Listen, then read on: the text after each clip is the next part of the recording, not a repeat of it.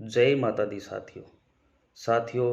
Rana ji YouTube channel यानी कि Rana ji NGO के नाम से है, उस चैनल पर आपका हार्दिक स्वागत है।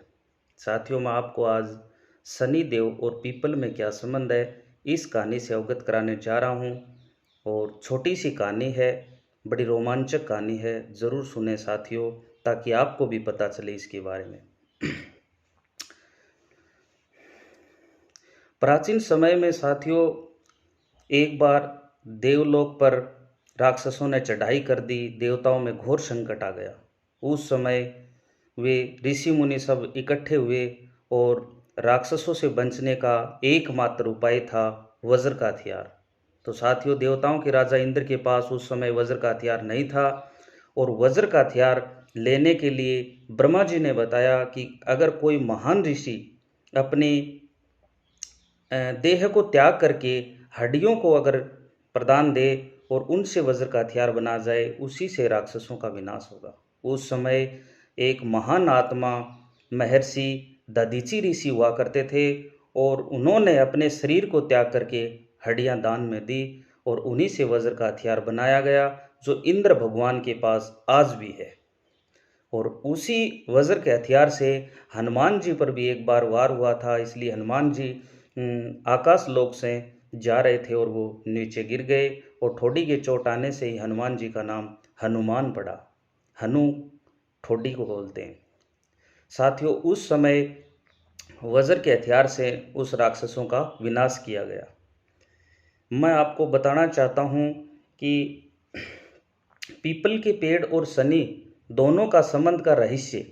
तो साथियों, जिस समय महर्षि दधीचि ने अपनी देह का त्याग किया था और उनसे वज्र का हथियार बनाया गया था, उस समय ऋषि की आयु मात्र 31 वर्ष की थी।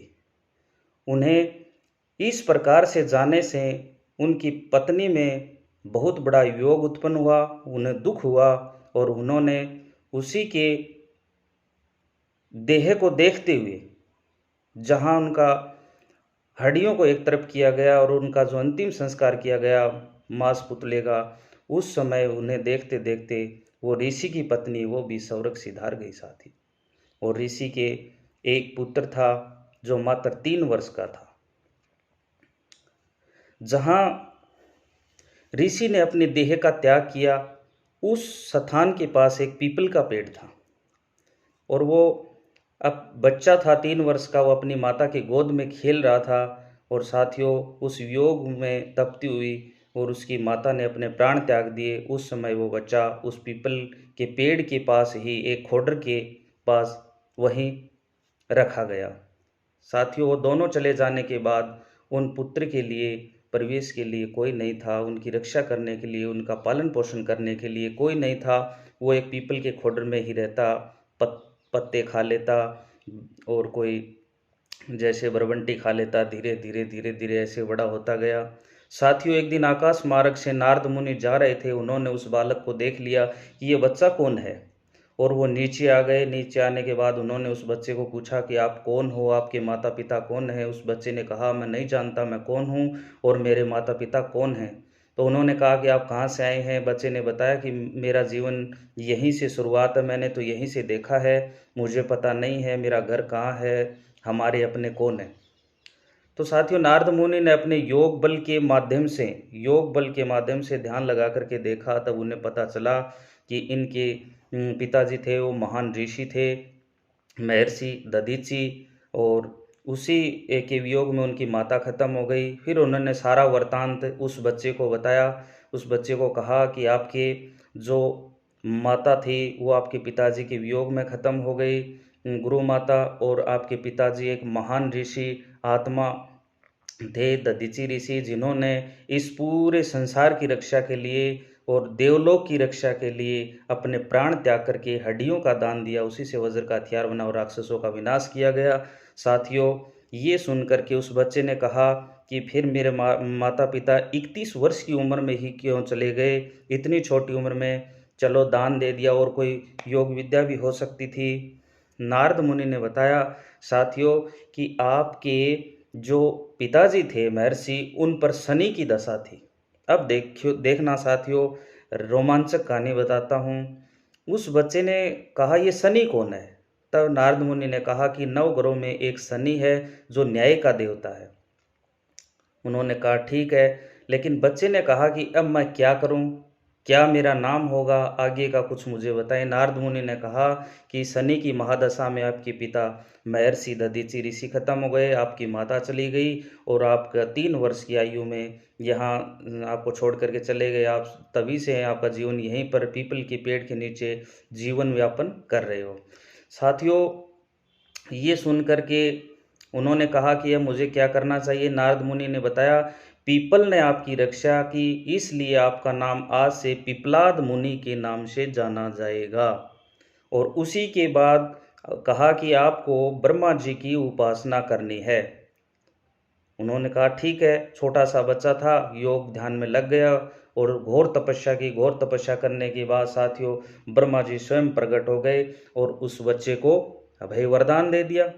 उन्होंने कहा कि आपको क्या चाहिए? बच्चे ने कहा, मेरे सोचने मात्र से ही और ऐसी मुझे शक्ति दें किसी को जलाने के लिए, यानी मेरी शक्ति से मैं किसी को भी जला सकता हूँ, ऐसी शक्ति चाहिए। ब्रह्मा जी ने कहा तथास्तु, उनको शक्ति दे दी। अब बच्चा था, उसके समझ में आया कि ऐसा कौन सा इतना बड़ा ग्रह है जो मेरे पिताजी का वध कर दिया उनकी महादशा ने। उन्होंने शनि को ही पुकारा और शनि महाराज आ गए। उन्होंने कहा कि आप शनि हो? उन्होंने कहा हाँ। तो मेरे पिता पर आपकी महादशा थी, इसलिए वो 31 वर्ष की उम्र में चले गए। शनि ने कहा हाँ, मेरी ही दशा थी। उन्होंने कहा ठीक है। उन्होंने अपनी दृष्टि से उस शनि को जलाना शुरू कर दिया। साथियों, शनि देव के तन में अग्नि प्रज्वलित कर दी और शनि देव जलने लगे, जोर जोर से पुकारने लगे, देवी देवताओं को मेरी रक्षा करो, मेरी रक्षा करो। तो साथियों, सभी ऋषि मुनि देव, ब्रह्मा विष्णु महेश इंद्र सूर्य नारद सभी इकट्ठे हो गए और उन्होंने कहा कि आप पिपलाद इनको शनि देव को बचाइए। अगर शनि जल जाएंगे तो फिर न्याय कौन करेगा? उन्होंने कहा मुझे मतलब नहीं है, न्याय कौन करेगा? इन्होंने मेरे माता पिता को जवान अवस्था के अंदर महादशा में और जाने के लिए मजबूर कर दिया, तो मैं भी इनको नहीं बख्शूंगा। तो साथियों, इस प्रकार से स्वयं ब्रह्मा जी से अरदास की गई और ब्रह्मा जी प्रकट हुए और ब्रह्मा जी ने कहा कि आप इनको छोड़ दो, आपको 2 वर और भी दूंगा मैं। इससे खुश होकर के उन्होंने कहा ठीक है, आप क्या वर देना चाहते हैं मुझे बताओ। उन्होंने कहा कि मैं आपको वर दे दूंगा, लेकिन आप वर मांगिए, मैं इनकी जलती हुई अग्नि शांत कर दूंगा। साथियों, शनि जल रहा था, चिल्ला रहा था कि मुझे बचाओ, मुझे बचाओ, क्योंकि वो योग माया की शक्ति थी, वो तपोबल की शक्ति थी। तपोबल की शक्ति कहते हैं भगवान से भी ऊपर होती है साथियों। इस प्रकार से पुकार सुन करके और फिर ब्रह्मा जी ने उस बच्चे से ही कहा, पिपलाद मुनि से ही कहा कि आप ही मांगिए, कौन सी आपके 2 वरदान चाहिए, कौन सी शक्तियाँ चाहिए। उन्होंने कहा कि ब्रह्मदेव, मुझे पहला वरदान तो ये दीजिए कि शनि देव की दशा 5 वर्ष तक किसी भी बालक को नहीं लगनी चाहिए, यानी बचपन से लेकर 5 वर्ष की आयु तक उस पर शनि मार्ग नहीं करता है, शनि की दशा नहीं होती है। और वास्तव में अभी भी ज्योतिष भी यही कहता है कि 5 साल तक शनि नहीं सताता है जन्म से लेकर के किसी बच्चे को। दूसरी उन्होंने कहा कि मेरा जो पालन पोषण हुआ वो पीपल के पेड़ से हुआ है, मेरा जीवन पीपल के पेड़ से ही बचा है, इसने ही मेरी रक्षा की। तो ब्रह्मा जी से दूसरा वरदान यह प्राप्त किया कि जो पीपल की पूजा करेगा, सूर्य उदय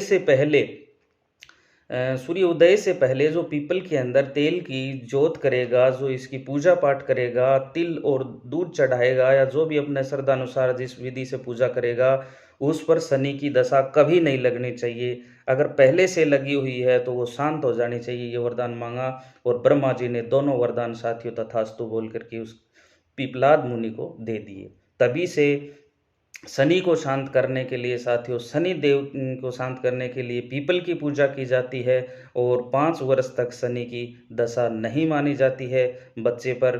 क्योंकि 5 वर्ष के बाद में बच्चा कुछ खेलना, सुनना, बड़ा होना, कुछ समझदार हो जाता है धीरे धीरे, लेकिन 3 साल की आयु में तो बहुत छोटा था।